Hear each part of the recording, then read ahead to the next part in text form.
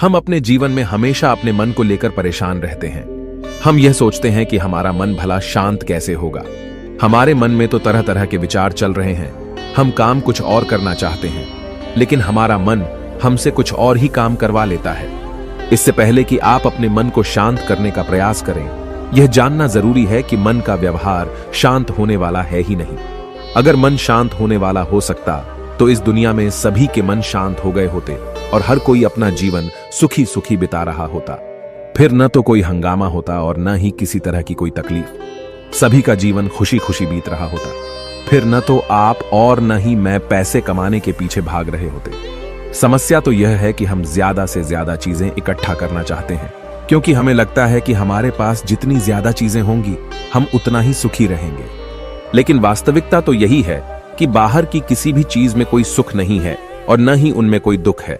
और यही कारण है कि जब हम किसी चीज के पीछे भाग रहे होते हैं, जब हम कोई चीज पाना चाहते हैं, तो उसे पाकर हमें पल भर के लिए खुशी तो मिलती है, लेकिन बाद में हम उस खुशी का एहसास नहीं कर पाते। वह खुशी दुख में परिवर्तित हो जाती है। और इसी प्रकार से हम एक चीज से दूसरी चीज, दूसरी से तीसरी चीज के पीछे लगातार भागते रहते हैं, क्योंकि हमें ऐसा ही लगता है कि यदि हम वह चीज पालेंगे तो हम सुखी हो जाएंगे। लेकिन वास्तविकता में वही सुख हमारे दुख का कारण बन जाता है, जिस कारण हमारा मन बेचैन रहने लगता है। हम उस चीज को पाने के लिए तरह तरह के उपाय करते हैं, जिस कारण हमारा मन और भी बेचैन होने लगता है। और यह बेचैनी धीरे धीरे चिंता का रूप ले लेती है और हमारा मन पूरी तरह से अशांत हो जाता है। हमें कुछ भी अच्छा नहीं लगता। हमें लगता है कि जो कुछ हमने मांगा था उसका उल्टा हो रहा है। सब कुछ हमारे विपरीत जा रहा है। और फिर हम अपने मन को शांत करने के लिए ध्यान करना शुरू करते हैं, क्योंकि एक ध्यान ही वह मार्ग है जो हमें ज्ञान की ओर ले जाता है। वह हमें यह बताता है कि बाहर किसी भी चीज में कोई सुख नहीं है और न ही दुख है। दुख और सुख तो हमारे मन का भ्रम है। यह हमारे मन की एक उपज है, जिसके लालच में हमारा मन हमें यहां वहां भगाता रहता है। जैसे कि महीनों से भूखे एक भिखारी को अगर एक सूखी रोटी भी मिल जाए तो वह उसके लिए सुख है, वह उसके लिए अमृत है।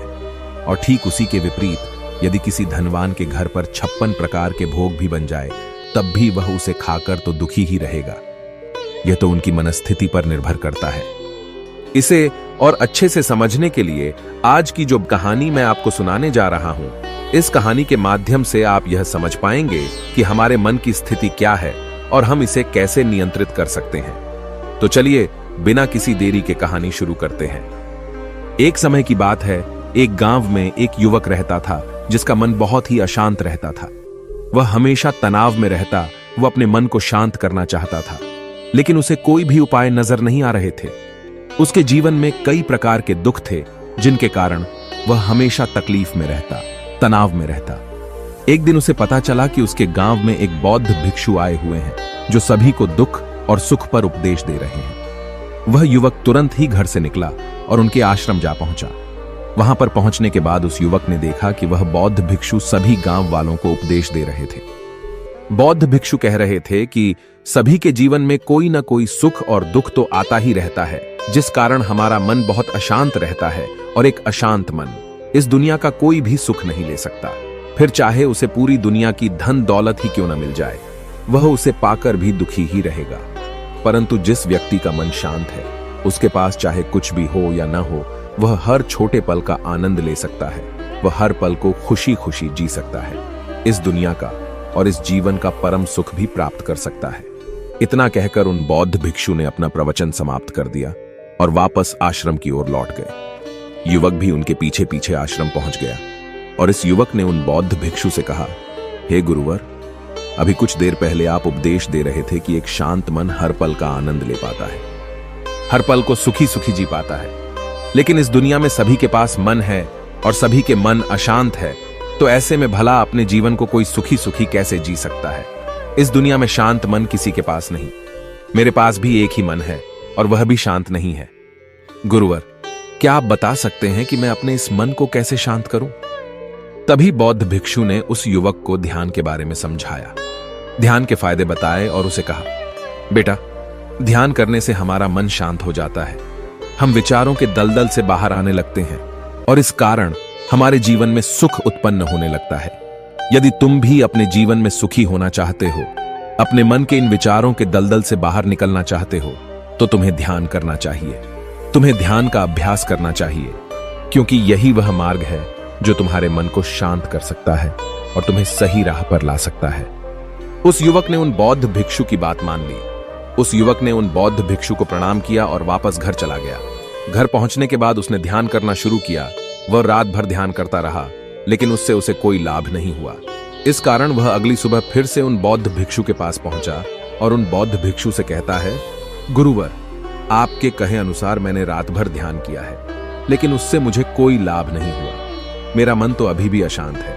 आप तो कह रहे थे कि ध्यान करने से हमारा मन शांत हो जाता है। तभी वह बौद्ध भिक्षु उस युवा से कहते हैं, ध्यान कोई एक बार करने की चीज नहीं है, ये तो अभ्यास है और धीरे धीरे समय के साथ मन शांत होता जाएगा।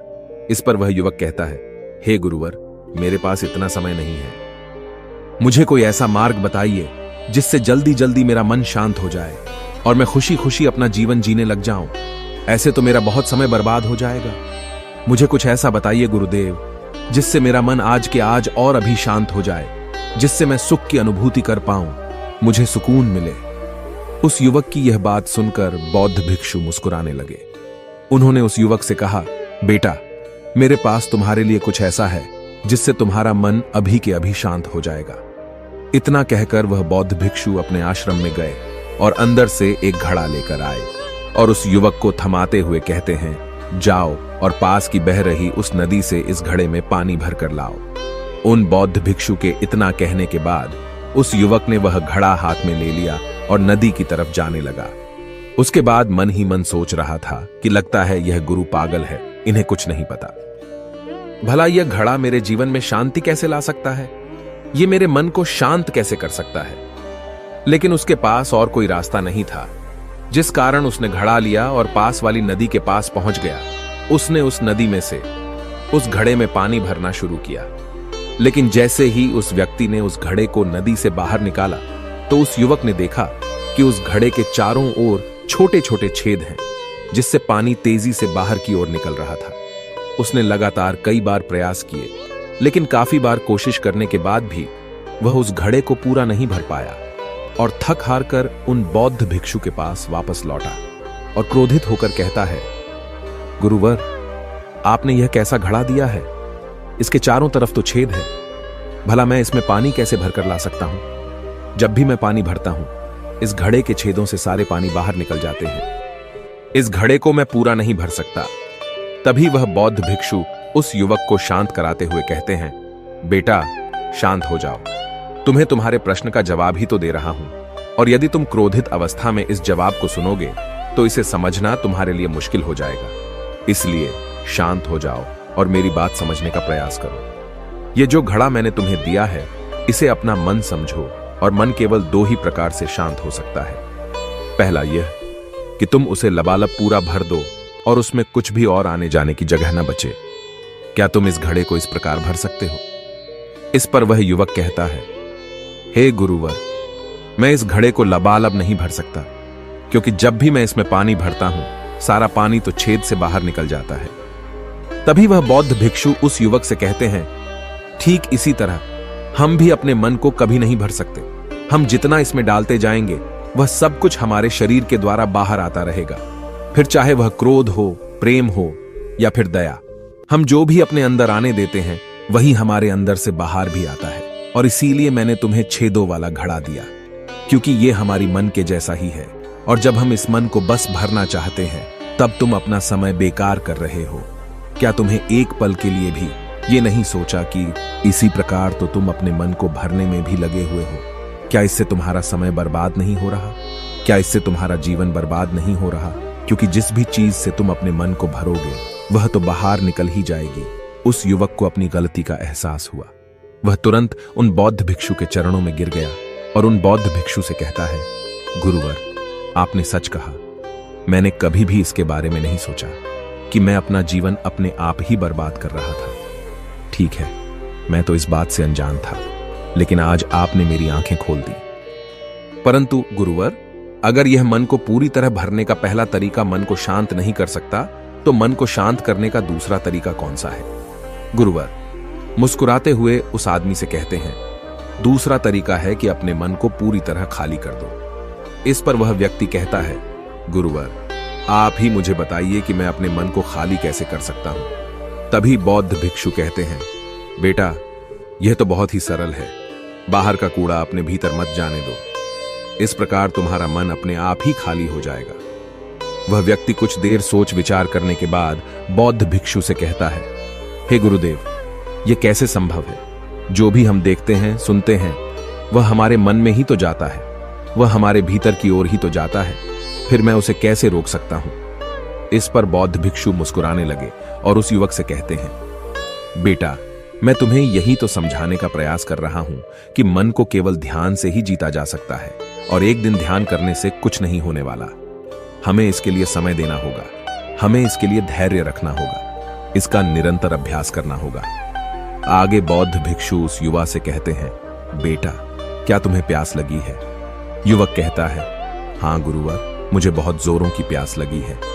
इस पर उन बौद्ध भिक्षु ने उस युवक को पानी पिलाया और कहा, ये लो, पानी पी लो, इससे तुम्हारी प्यास बुझ जाएगी। लेकिन मुझे एक बात बताओ, क्या आज पानी पी लेने से फिर तुम्हें कभी प्यास नहीं लगेगी?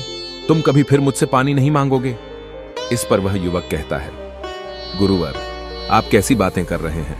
पानी तो हमारे जीवन का एक हिस्सा है, इसके बिना तो हम मर जाएंगे। और आप कह रहे हैं कि आज पानी पी लो और उसके बाद मैं कभी पानी न पीऊं। यह भला कैसे संभव है? प्यास तो हमें रोज आती है और हम रोज पानी पीते हैं, इसके बिना तो हम मर जाएंगे। तभी बौद्ध भिक्षु मुस्कुराते हुए उस युवक से कहते हैं, ठीक इसी प्रकार एक दिन के ध्यान से हमारा मन शांत नहीं हो सकता। उसे भी रोज भूख लगती है और उसे रोज रोज हमें आहार भी देना पड़ता है। उसे भी रोज पानी पीने की जरूरत पड़ती है और ठीक उसी प्रकार हमें हर दिन ध्यान करने की भी जरूरत पड़ती है। और जब हम निरंतर ध्यान करते हैं, इसका अभ्यास करते हैं, तो देखते ही देखते हमारे मन की भूख शांत होने लगती है और एक समय पर हमारा मन सारे विचार उत्पन्न करना बंद कर देता है।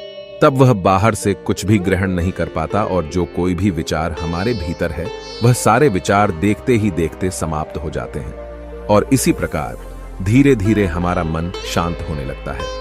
आगे वह बौद्ध भिक्षु उस युवक से कहते हैं, बेटा, तुम ही तो कह रहे थे कि तुमने रात भर ध्यान किया है, लेकिन उसके बाद भी तुम्हारा मन शांत नहीं हो रहा। बेटा, तुम चाहो तो 1 घंटे के लिए ध्यान कर सकते हो, चाहो तो पूरा दिन भर तुम ध्यान करो, लेकिन इसका लाभ भी तुम्हें उतना ही मिलेगा।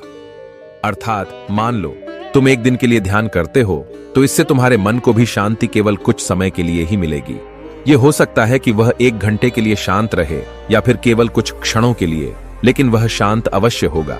लेकिन जैसे ही उसे फिर से भूख लगेगी, वह फिर से अशांत हो जाएगा और फिर से यहां वहां भागने लगेगा और वह अपने विचारों की तलाश में आगे बढ़ेगा, क्योंकि उसे भी तो भूख लगी है, उसे भी तो खाना चाहिए, उसे भी तो पानी चाहिए। जैसे कि जब तुम्हें भूख लगती है, तुम अशांत हो जाते हो, क्योंकि तुम्हें भोजन चाहिए, पानी चाहिए, ताकि तुम अपने पेट की भूख को मिटा सके और तुम्हें शांति मिले। इस पर वह युवक कहता है, आप सत्य कहते हैं, मैं ही गलत था, मेरी ही गलती है। मैं अपने मन को अवश्य शांत करके रहूंगा, फिर चाहे इसके लिए मुझे कितना भी समय क्यों न लग जाए, मैं भी उस सुख को प्राप्त करके ही रहूंगा। मैं इस खाली घड़े में पानी भरकर अपने जीवन को बर्बाद नहीं करना चाहता। मैं अपने मन को शांत करके ही रहूंगा, मैं अपने मन को पूरी तरह से खाली कर दूंगा। इतना कहकर उस युवक ने उन बौद्ध भिक्षुओं को प्रणाम किया और वापस अपने घर की ओर लौट गया। दोस्तों, हम लोगों के जीवन में भी कई प्रकार की समस्याएं हैं और हम उन समस्याओं का समाधान करना चाहते हैं, और अंत में हमें जो मार्ग मिलता है वह ध्यान है। हम ध्यान तो करना चाहते हैं, लेकिन हम उसके परिणाम को तुरंत पाना चाहते हैं। जब हम शुरू में ध्यान करते हैं तो हमें उसका कुछ भी लाभ नहीं मिलता और हमें लगता है कि यह व्यर्थ है, इससे हमें कोई भी फायदा नहीं होने वाला, क्योंकि हमें तो सब कुछ जल्दी जल्दी चाहिए। लेकिन वास्तविकता तो यही है कि ध्यान सब्र और समय मांगता है और साथ ही उसे शांति भी चाहिए। परंतु हम इतने अशांत हैं कि हमारे भीतर ये तीनों चीजें नहीं हैं। इसीलिए अपने भीतर धैर्य पैदा करें। जब आपके भीतर धैर्य पैदा होगा, तभी आप सब्र, समय और शांति के महत्व को समझ पाएंगे, और फिर आपका समय चाहे कैसा भी क्यों न चल रहा हो, आप हर समय खुश रहना सीख जाएंगे। अगर आपका मन अशांत है तो यह किसी और के हाथों में नहीं है कि वह आपके मन को शांत कर सके। यह तो आपके हाथों में है कि आप अपने मन को किस प्रकार और कितनी देर तक के लिए शांत कर सकते हैं। दोस्तों, आपने आज के इस वीडियो से क्या सीखा वह मुझे आप कमेंट में बता सकते हैं। इसी के साथ में उम्मीद है कि आपको आज की वीडियो पसंद आई होगी, तो इस वीडियो को उस इंसान को शेयर करें और उसी के ठीक बाद चैनल को सब्सक्राइब करें।